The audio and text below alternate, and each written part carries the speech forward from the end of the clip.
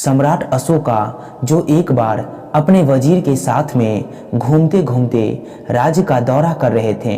घूमते घूमते एक ऐसी जगह पहुंच गए जहां एक चबूतरे पर एक बौद्ध भिक्षुक ध्यान कर रहा था। एक बौद्ध भिक्षुक वहां बैठा था। सम्राट अशोका अपने घोड़े से उतरे और उन भिक्षुक को जाकर के प्रणाम किया। उनके चरणों में अपना सर रख दिया। उन्होंने सम्राट अशोका को आशीर्वाद दिया और सम्राट वहां से अपने राजमहल की ओर चल दिए। जब सम्राट अशोका अपने राजमहल वापस आए तो उनका जो वजीर था वो बड़ा नाराज दिख रहा था। उन्हें पूछा कि क्या बात है, उखरे उखरे दिख रहे हो, खुश नहीं दिख रहे हो। तो वजीर ने कहा, सम्राट, मुझे एक बात समझ में नहीं आया। जिस सम्राट अशोका के मस्तिष्क पर तिलक लगाने के लिए जनता बेकरार रहती है, लोग तरसते हो, उस सम्राट अशोका ने आज अपना सर एक भिक्षुक के चरणों में रख दिया। मुझे ये बिल्कुल भी अच्छा नहीं लगा। आप चाहे बुरा माने, लेकिन मेरे दिल में बस यही चल रहा था। सम्राट अशोका हल्का सा मुस्कुराए और कुछ नहीं कहा। इस बात के 1-2 महीने बीत गए। उसके बाद में उस वजीर को बुलाया गया और कहा, सुनिए, एक काम करना है, एक छोटा सा प्रयोग करना है। मैं आपको एक थैला दे रहा हूँ। इस थैले को लेकर के बाजार जाइएगा और जितना सामान है सारा बेच करके आइएगा।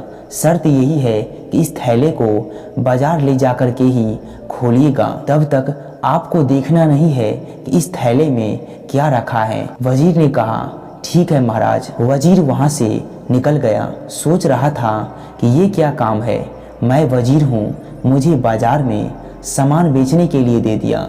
ठीक है, महाराज की जैसी इच्छा। बाजार के पास पहुँचा तो जो आदेश था वो किया।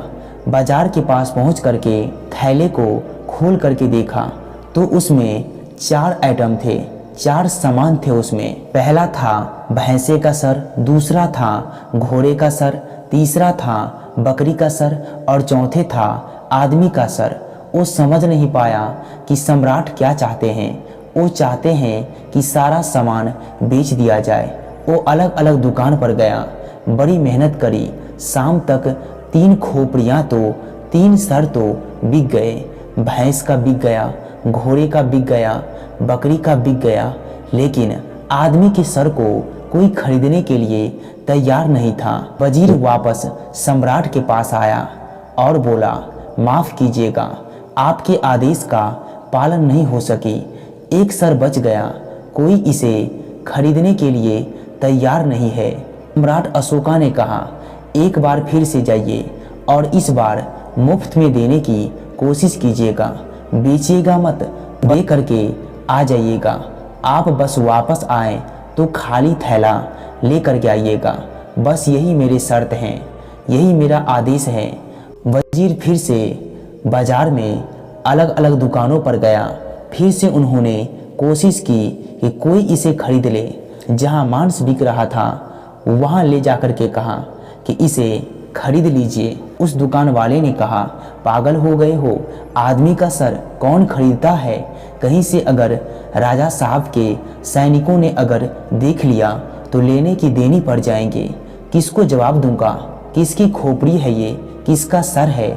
आप इसे ले करके जाइए, मेरा समय बर्बाद मत कीजिए। वजीर को समझ में आने लगा कि ये क्या हो रहा है। वजीर वापस आया और वापस आ करके सम्राट के चरणों में गिर गया और माफ़ी मांगने लगा कि मुझे माफ़ कर दीजिए। मैं शायद मूर्ख था जो अहंकार को सब कुछ मान रहा था। आज मैंने समझ लिया कि आदमी की सर की कोई कीमत नहीं है, कोई भी इसे लेने के लिए तैयार नहीं है।